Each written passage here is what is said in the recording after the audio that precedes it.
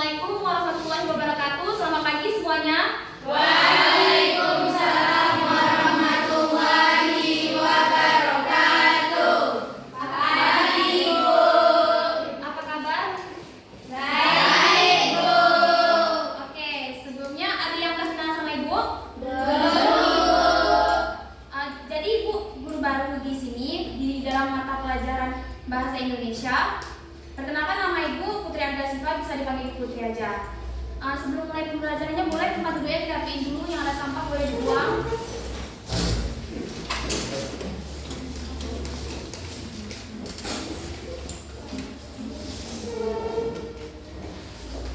Di sini siapa ketua kelasnya?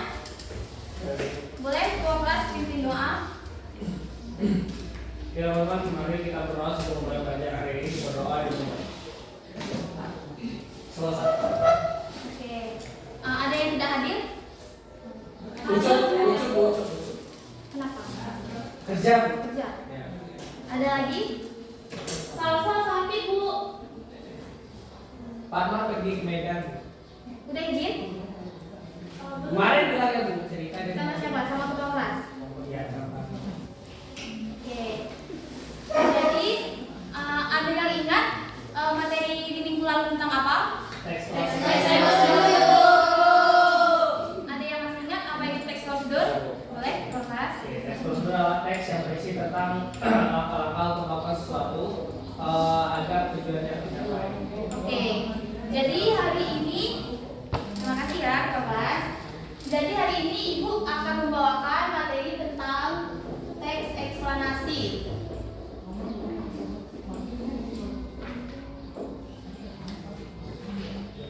Adapun tujuan pembelajaran kita hari ini, Ibu harap kalian bisa mengerti apa itu pengertian teks eksplanasi, strukturnya, ciri-ciri kebahasaan, dan dapat menyusun teks eksplanasi. Sebelumnya ada yang udah tahu apa itu teks eksplanasi? Belum. Oke, jadi teks eksplanasi itu adalah teks yang berisi penjelasan tentang proses terjadinya suatu peristiwa, baik fenomena alam, sosial, budaya maupun ilmiah. Oke. Selanjutnya, struktur teks eksplanasi. Ada yang tahu apa itu struktur? Susunan. Oke. Struktur teks eksplanasi itu ada 3. Yang pertama, pernyataan umum. Pernyataan umum ini biasanya berisi penjelasan awal fenomena apa yang akan kita bahas di teks eksplanasi. Selanjutnya, yang kedua ada deretan penjelasan.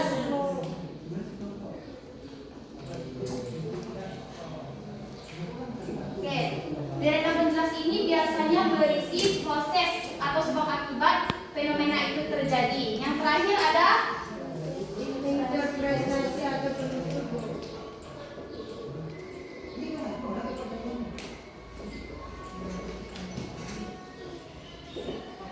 Oke, biasanya ini tuh berisi kesimpulan atau pendapatmu mengenai fenomena yang terjadi. Ada pertanyaan? Semuanya paham? Oke, kita lanjut di ciri-ciri teks eksplanasi. Ciri-ciri teks eksplanasi itu ada 5. Yang pertama, artinya kalau kita membuat teks eksplanasi, istilahnya itu harus fakta, tidak boleh informasinya itu harus bersifat fakta, tidak boleh berisi pendapat sendiri. Yang kedua ada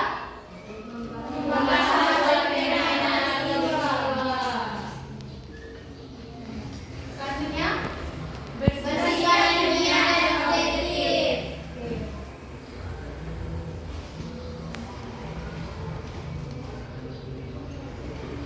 Bersifat ilmiah artinya teks eksplanasi itu harus benar-benar terjadi, tidak boleh berdasarkan pendapat sendiri, dan harus ada pendukung berupa data atau hasil observasi dan sebagainya. Selanjutnya, menggunakan bahasa baku.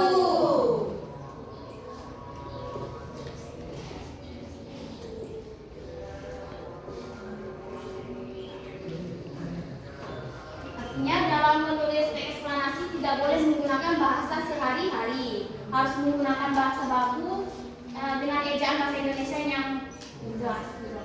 Yang terakhir, Menjelaskan sebab akibat dan proses terjadinya sesuatu.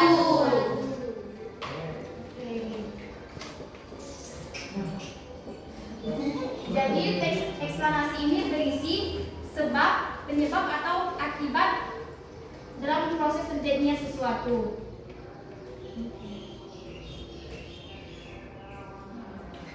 Selanjutnya, ciri-ciri kebahasan teks eksplanasi itu ada 3. Yang pertama, menggunakan konjungsi kausalitas atau kata penghubung sebab akibat. Contohnya seperti Karena, sebab, sehingga, dan karena. yang kedua, menggunakan konjungsi kronologis atau menunjukkan urutan waktu. Contohnya seperti kata Kemudian, setelah itu, lalu, dan akhirnya. yang terakhir, menggunakan kata kerja material atau kata kerja yang menunjukkan tindakan atau proses. Contohnya seperti kata Mengalir, meletus, dan cair. Oke. Ada pertanyaan? Mulai paham? Paham. Oke, lanjut. Di langkah-langkah penulisan teks eksplanasi. Dalam menulis teks eksplanasi itu ada beberapa langkah. Yang pertama, menentukan topik atau fenomena. Jadi kalian itu harus menentukan dulu fenomena apa yang akan kalian bahas. Yang kedua, mengumpulkan informasi. Karena teks eksplanasi ini bersifat ilmiah. Yang ketiga, membuat kerangka teks. Contohnya menentukan judul, menentukan fenomena apa yang kalian bahas. Dengan membuat kerangka teks ini membantu kalian mempermudah dalam menulis teks eksplanasi. Selanjutnya, menyusun pernyataan umum yang berisi penjelasan awal. Yang kelima, menjelaskan proses kejadian, yaitu proses sebab dan akibat proses fenomena itu terjadi. Yang terakhir, membuat penutup atau kesimpulan. Ibu, berarti teks eksplanasi harus detail ya? Ya, harus menggunakan bahasa baku. Harus bersifat fakta, tidak boleh berdasarkan opini sendiri. Jadi ini ada beberapa fenomena yang dapat kalian jadikan teks eksplanasi. Ada yang saya bacakan, seorang boleh tunjuk tangan. Saya, Bu. Boleh. 1. Proses terjadinya hujan. 2. Gunung meletus. 3. Gempa bumi. 4. Pelangi. 5. Tsunami. 6. Kemacetan. 7. Kebakaran hutan. 8. Pemanasan global. Oke, boleh kasih tepuk tangan dulu. Jadi ini Ibu punya contoh teks eksplanasi tentang terjadinya hujan. Boleh siapa yang ada membaca? Boleh ketua kelas, silakan. Terjadinya hujan. Hujan merupakan peristiwa alam yang terjadi karena adanya proses penguapan air di bumi. Hujan sangat penting bagi kehidupan makhluk hidup karena menyediakan sumber air. Panas matahari menyebabkan air di laut, sungai, dan danau menguap ke udara. Uap air tersebut kemudian naik ke atmosfer dan mengalami pendinginan sehingga membentuk awan. Setelah awan semakin tebal dan tidak mampu menampung uap air, butiran air jatuh ke bumi sebagai hujan. Selain itu, angin juga mempengaruhi perpindahan awan dari suatu tempat ke tempat lain. Akibatnya, hujan dapat terjadi di berbagai wilayah. Hujan merupakan bagian dari siklus air yang sangat bermanfaat bagi kehidupan. Oleh karena itu, manusia harus menjaga lingkungan agar keseimbangan alam tetap terpelihara. Oke, terima kasih ya. Boleh tepuk tangan untuk semuanya. Jadi di teks eksplanasi ini di paragraf pertama itu adalah pernyataan umum yang berisi penjelasan awal. Di paragraf kedua itu adalah deretan penjelas yang menjelaskan sebab dan akibat fenomena itu terjadi. Di paragraf terakhir itu adalah kesimpulan. Baik, Ibu akan membagikan kelompok. Boleh disusun kelompoknya 3 kelompok ya.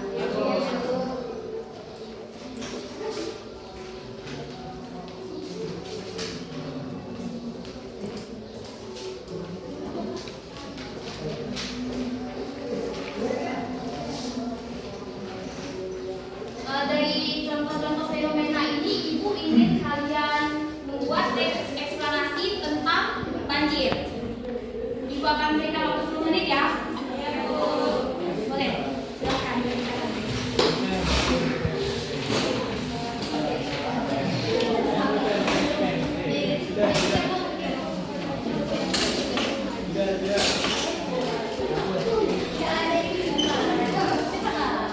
Sini ya, sebelah kamu lah. Oke.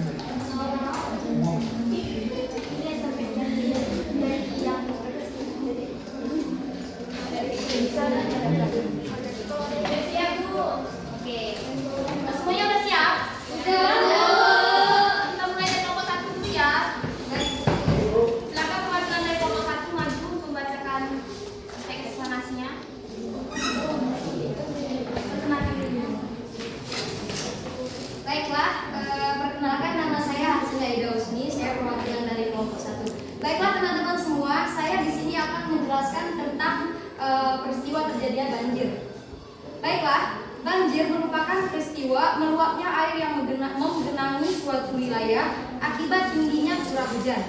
Banjir sering terjadi pada musim hujan, terutama di daerah yang memiliki saluran air yang kurang baik. Peristiwa ini dapat mengganggu aktivitas masyarakat sehari-hari. Salah satu penyebab banjir adalah kebiasaan membuang sampah sembarangan ke sungai dan ke selokan.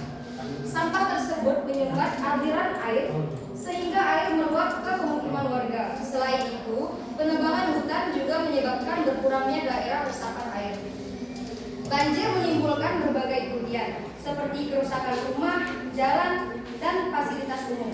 Untuk mencegah banjir, masyarakat harus menjaga kebersihan lingkungan dan tidak membuang sampah sembarangan. Pemerintah juga perlu memperbaiki saluran drainase agar aliran air tetap lancar.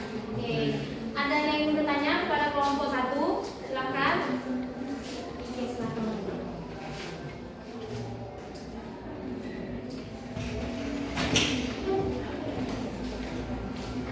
Baik, kami dari kelompok 1 yang bertanya, bagaimana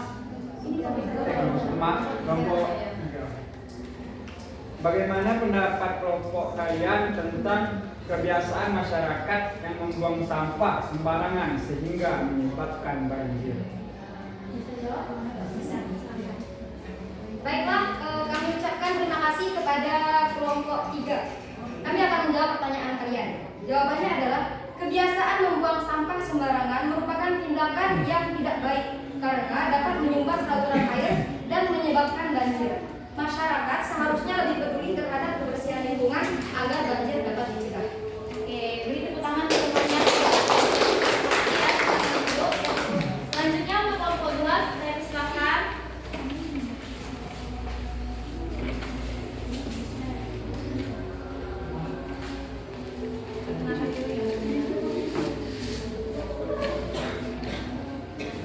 Perkenalkan, nama saya Wulandari. Saya dari kelompok 2.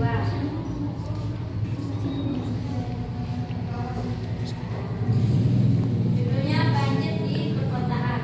Banjir adalah bencana alam yang sering terjadi di daerah perkotaan saat musim hujan tiba. Air yang menggenangi jalan dan rumah warga membuat aktivitas masyarakat menjadi terganggu. Banjir dapat terjadi dalam waktu singkat maupun lama tergantung kondisi lingkungan. Berkurangnya lahan resapan air menjadi salah satu penyebab utama banjir di kota.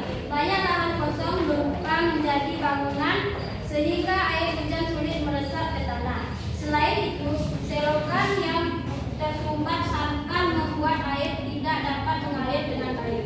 Banjir dapat menyebabkan kerusakan kendaraan, rumah, dan fasilitas umum. Oleh karena itu, masyarakat perlu menjaga kebersihan lingkungan dan melakukan penghijauan. Pemerintah juga harus memperbaiki sistem drainase untuk mengurangi risiko banjir. Oke, ada yang ingin bertanya kepada kelompok 2? Silakan. Pertanyaan dari kelompok 1, bagaimana pendapat kelompok kalian tentang pembangunan di perkotaan yang mengurangi daerah resapan air? Pembangunan di perkotaan memang penting, tetapi harus tetap memperhatikan lingkungan. Jika daerah resapan air semakin berkurang, maka resiko banjir akan meningkat.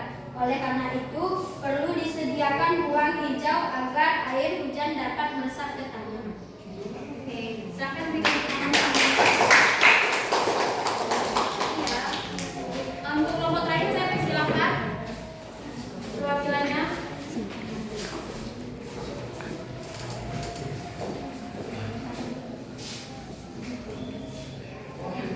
Baik, perkenalkan nama saya Ari Rizky dari kelompok 3. Proses terjadinya banjir. Banjir merupakan peristiwa tergenangnya suatu wilayah oleh air dalam jumlah besar. Bencana ini biasanya terjadi ketika hujan turun terus-menerus dalam waktu lama. Banjir dapat terjadi di daerah rendah maupun di sekitar aliran sungai. Proses terjadinya banjir dimulai ketika air hujan tidak dapat diserap dengan baik ke dalam tanah, sungai, dan saluran air yang dipenuhi sampah membuat saluran air tersebut. Akibatnya, air meluap dan menggenangi rumah serta jalan di sekitarnya. Banjir memberikan dampak buruk bagi masyarakat, seperti kerusakan barang-barang dan terganggunya kegiatan sehari-hari. Untuk mencegah banjir, masyarakat perlu membersihkan saluran air dan menanam pohon dan menjaga lingkungan. Risiko banjir dapat dikurangi. Oke, ada yang ingin bertanya pada kelompok 3? Kami Bu, boleh silakan. Perkenalkan, saya Federasi. Saya ingin bertanya dari kelompok 3. Bagaimana pendapat kalian tentang pentingnya menjaga kebersihan seluruh air untuk mencegah banjir? Baik, menjaga kebersihan saluran air sangat penting karena saluran yang bersih membuat air dapat mengalir dengan lancar. Jika saluran tersumbat sampah, air akan mengeluap dan menyebabkan banjir. Karena itu, masyarakat perlu bekerjasama menjaga kebersihan dan lingkungan.